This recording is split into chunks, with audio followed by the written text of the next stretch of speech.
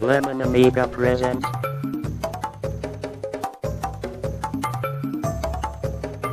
A Playguide video review. Sit back and enjoy the show.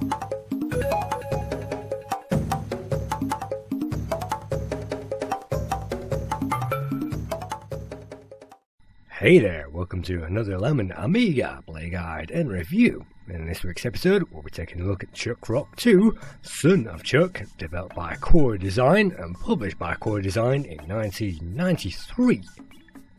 The game begins with another storyline, this time not quite as animated, and this time we see that Chuck Rock and Ophelia Rock have actually survived the first episode, have gotten themselves married, and have also gotten themselves a baby. And you can see Flintstones references once again in this introduction, and you can see some nice fonts used which remind us of the Stone Age, and we also have some appropriate music as well.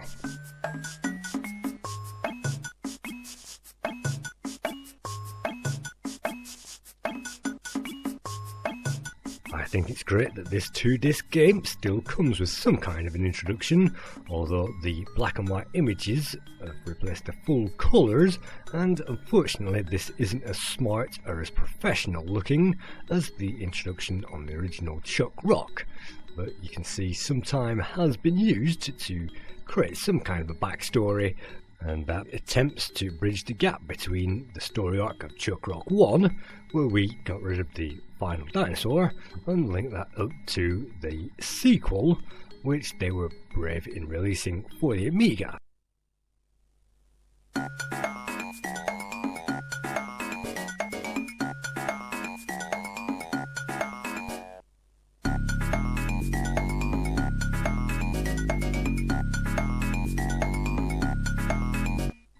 The game begins amongst cutesy parallax clouds, and Son of Chuck appears on the title screen, and by pressing the fire button we will be taken on to a basic range of options where we can change the sound effects and the music, and also the game difficulty as well. So let's just leave the game difficulty on normal of the 3 settings available. Let's press fire, let's check that game out.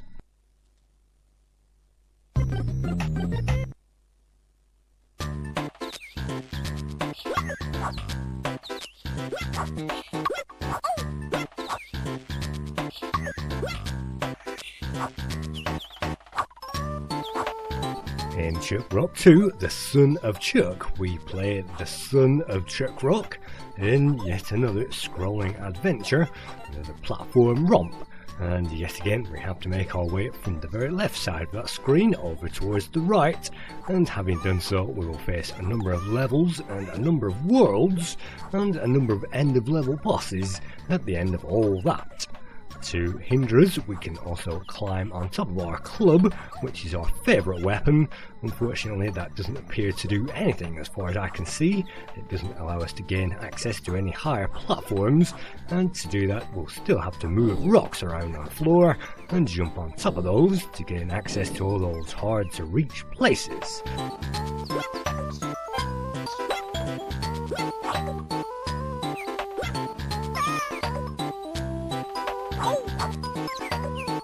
Our health is represented by the bottle of milk you can see in the bottom right corner.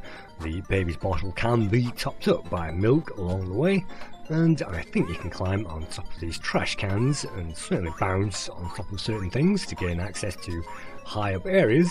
And you can see the cartoon graphics on offer. Yes, there are a few layers of parallax both in the foreground and also in the background as well.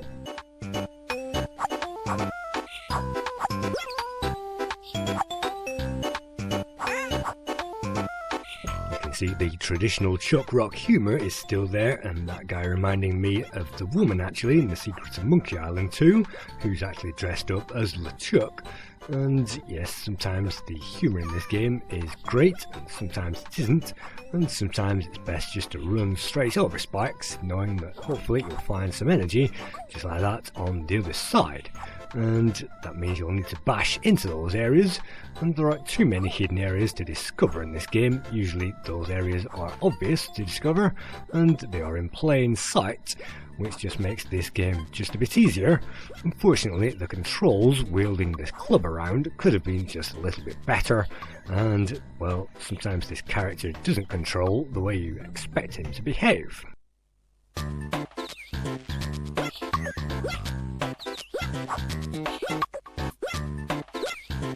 More Flintstones references, and we can see Barney Rubble's car hanging around. Unfortunately, we are too young to drive that, and one of the birds has had too much birdseed. You can see a bloated bird, and some guys carrying something. I've no idea what that is, but it is an animal, and we appear not to be able to hit it. So there are lots of things happening on this screen all at once, and it is a little difficult to see the action because of all this going on in the background, and lots of trees and parallax in the foreground as well, and the colour scheme is pretty limited for this game. And even though it was released for the CD32 later on, you can see these OCS graphics are perhaps as good as the Amiga could offer.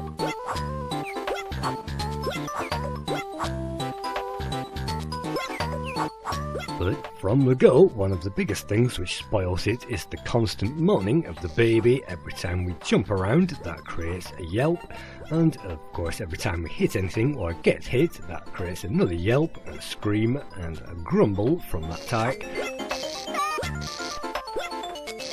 And of course too much of that really gets on your nerves when all you are trying to do is to get through a level.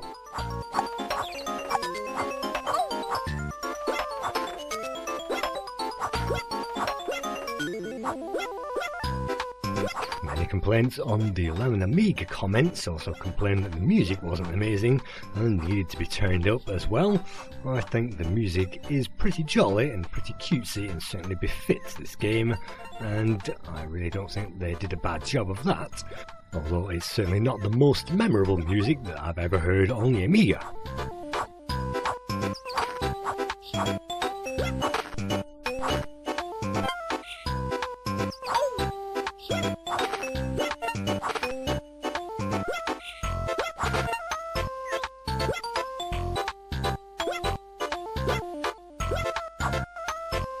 Chuck Rock 2, The Son of Chuck, came out on a number of platforms, some of which you can see at the moment, and of those platforms they all vary in degrees of competency, and some people say that the Sega Mega Drive version is the best because that contains the best effects out of the whole lot.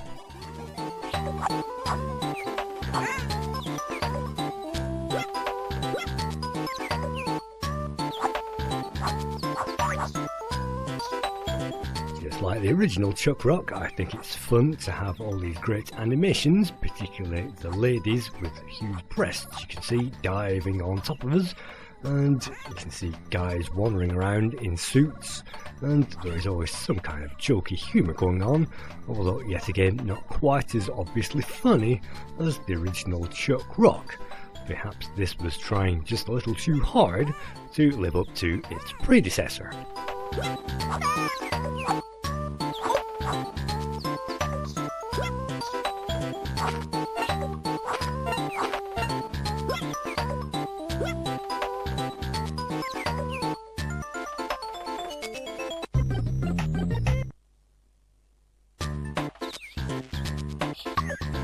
I think overall the graphics have certainly taken a huge step up from the original Chuck Rock, and with all those layers in the backgrounds and all these colours available, it's a step up from the usual platformer on the Amiga, and this engine was actually used in the game Wonder Dog by Core Design, and they've stepped that up to number 11 to try to bring us a great 2-disc game. But unfortunately it is very simple and there isn't too much to tax the player, which means their interest won't be very vested in their application of this game, and they can simply march through it a little bit too quickly, die a little bit too quickly, and then write the whole game off as a bad experience.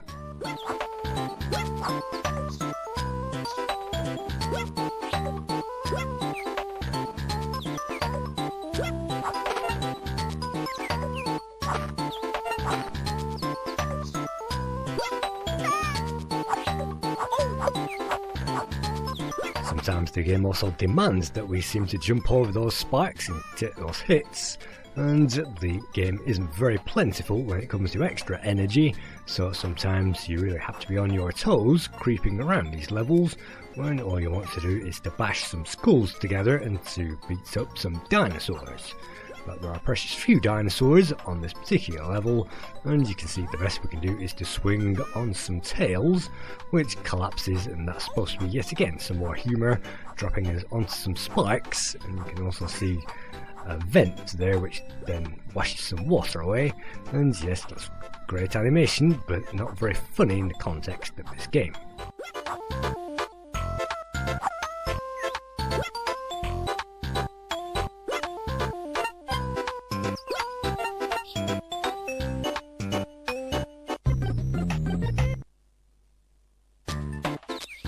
Just like the original Chuck Rock, at the end of every 4 levels we'll face the end of level boss, so hopefully at the end of this level we'll face a massive monster, and to get there even from the start is a jump over a chasm of spikes, and I think we are better travelling along those telephone wires, although trying to climb up there is hardship indeed.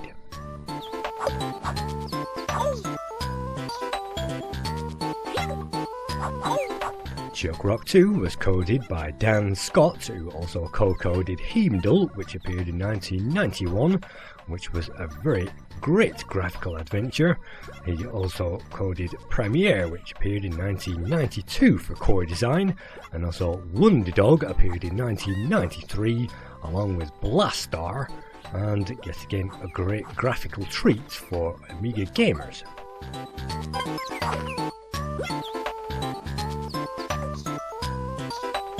The graphics were co-coded by Lee Pullen and Richard Morton, and Lee Pullen started with Torvak the Warrior on the Amiga, and Skids appeared in 1990 as well for Gremlin, and he stuck with Core and created Frenetic in 1991, and of course Chuck Rock 1 appeared in 1992.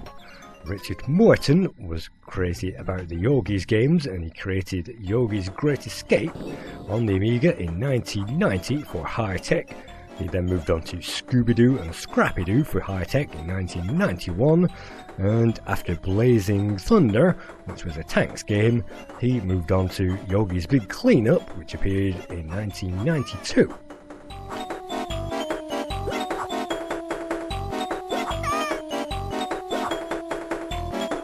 On the Amiga we have found the end of level boss, and hopefully getting rid of the first end of level boss won't be so difficult.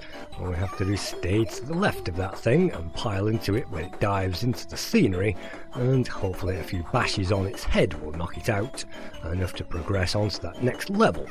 It's great that we actually see band-aids appearing on the side of that monster as we hit it, and this thing looks like a giant ladybird, but of course if you get on the wrong side of that then it will use up all of your energy, and you can see we've taken a hit, so one of our lives has been removed from the very left, which again blends into the scenery and is very easy to see.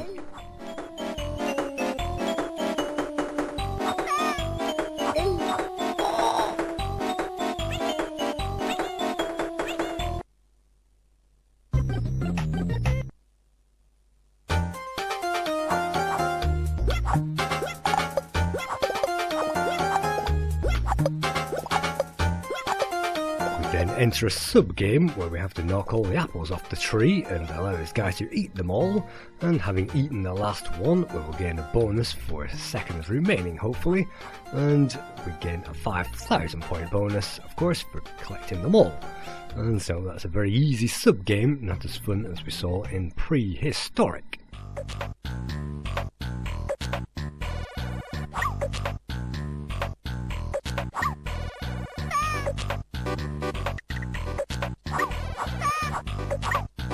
The music for Chuck Rock 2 was created by Martin Iveson, and he also created music for Bubba and Styx, Agony, Darkmere, and of course Jaguar XJ220 that we've seen already. And I think the music does improve after every level, and it gets better as the game goes on, like the graphics themselves. You can see here we're having to wait for a pterodactyl to pick us up, and we'll just have to lose a life while we try to do that. And eventually, after being assaulted by all these sea creatures and things which really shouldn't be walking around attacking us at great speed, then all we need to do is to climb on that bird's legs, and it will drop us in exactly the same spot so that we can tackle the head of this monster. And yes, I like the life belt that's around that monster, even though this is supposed to be a sea creature. And you can see some fish flapping around, very Terry Pratchett-like, on the floor of this thing. So you can see that some odd quirkiness has been added to this game, and you can see the clouds are very well defined, a lot better than Turrican 3 clouds that we saw. And once again, the colour scheme is pretty ropey. Surely they could have used more colours in this ECS game. But you can see I couldn't find the head there, so going back we can't find anything. So let's simply continue and let's try to knock out this monster.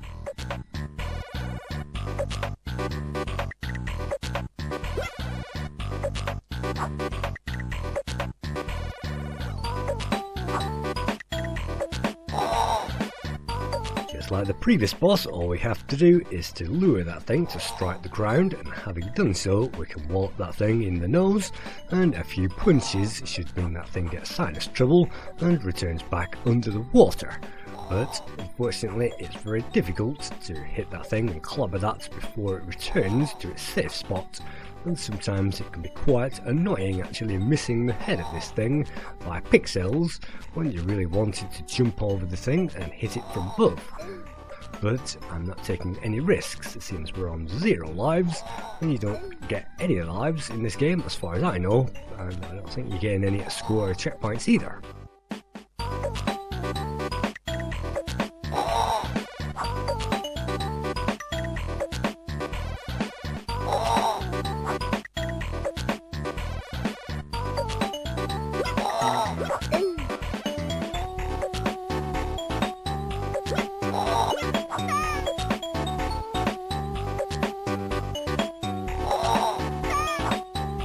Just like Joe and Matt Caveman Ninja that we reviewed, the end of level bosses actually spoil this game. The rest of the game is pretty easy, but the bosses, unless you have patience for those, really slow down the player, and there isn't much on offer to really encourage the player, particularly not the annoying baby, which half of the comments on the Lemon Amiga comments complained about. It's no fun playing a game as an annoying, screaming, striking baby who complains about everything, and it's certainly better to play as some kind of hero who shrugs things off gung-ho.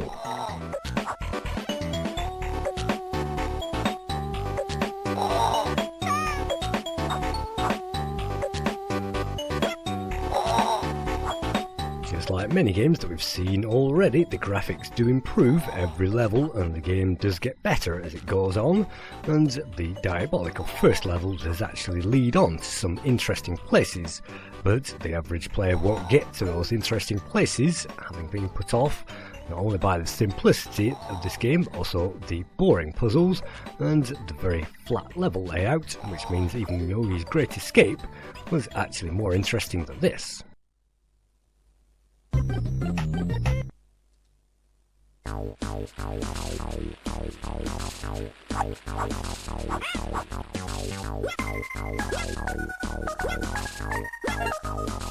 The Chuck Rock family also appeared in Lookin' magazine around this time, April 1993, and that comic strip appeared in Lookin' all the way up to its final issue in March 1994, and Lookin' had been going on for 25 years up to that point, with its first issue in 1971. I certainly remember buying the Lookin' magazine, and that definitely was a part of my childhood.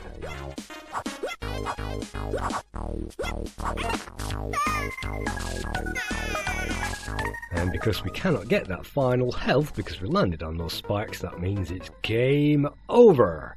And unfortunately there is no high score table in this game, so that means that we'll be travelling all the way back to the first screen again, the introduction screen, where we can try this game all over again.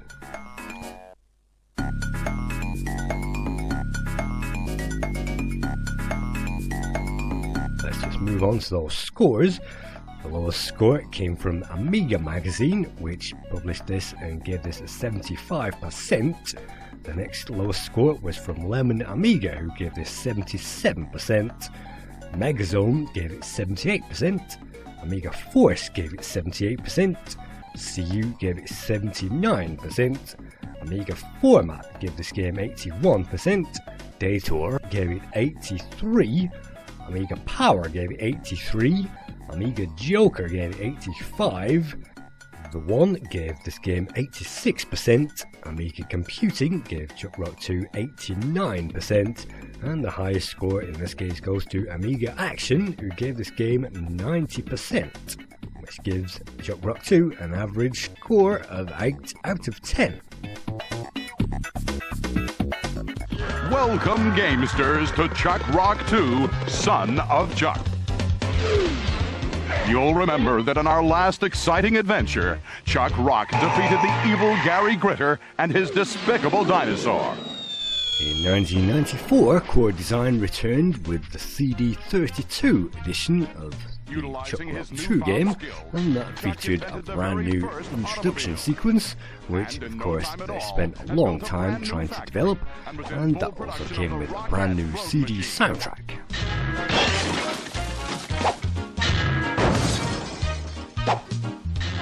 Business was booming, and the money soon began to roll in. Everyone wanted to own a Rockette car.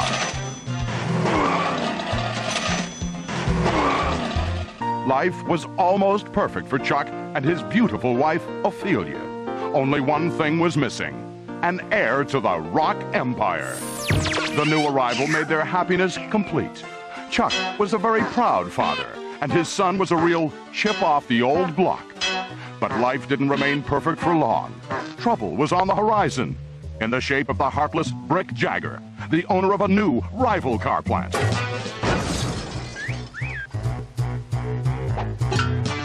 Unfortunately for Brick, he didn't have Chuck's skill and expertise.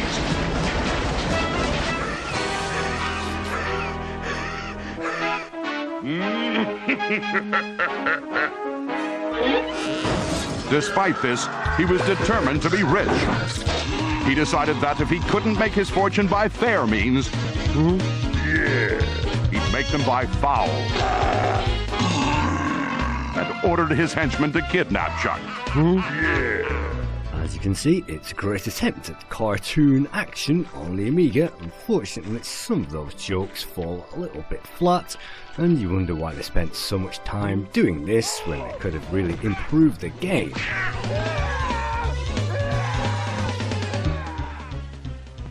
Blissfully unaware of her husband's predicament, Ophelia received the ransom demand.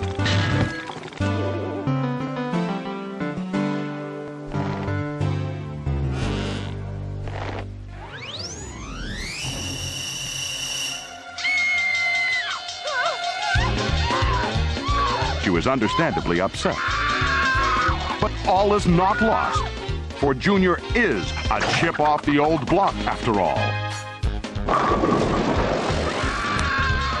And so, with the words goo goo gaga, which mean I'll be back with my dad, Chuck Jr. sets off to rescue his father from the clutches of the despicable Brick Jagger in Chuck Rock 2, Son of Chuck.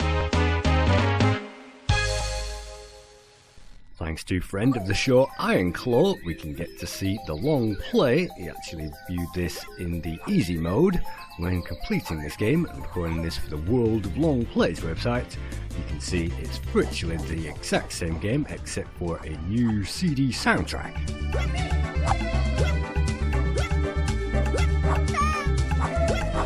It features maybe 30 levels in total, and so it will take the player some time to wade through all of those, maybe several hours if they're taking their time, because there is no time limit in this game.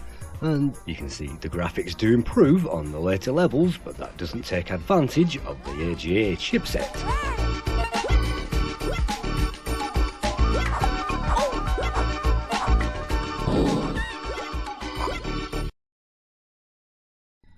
The ultimate aim of the game is to rescue our father from the evil clutches of Brick Jagger, and as we make our way towards Brick we will find themed levels, and you can see levels which remind us maybe like Zool.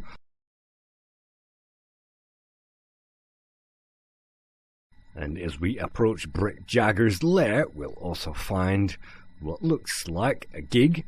And to get there we'll have to get over the usual acid and lava and smoke and deadly spikes and things like that. Eventually we'll make our way towards the end of game boss himself, who is a giant robot, and we'll have to rescue our father.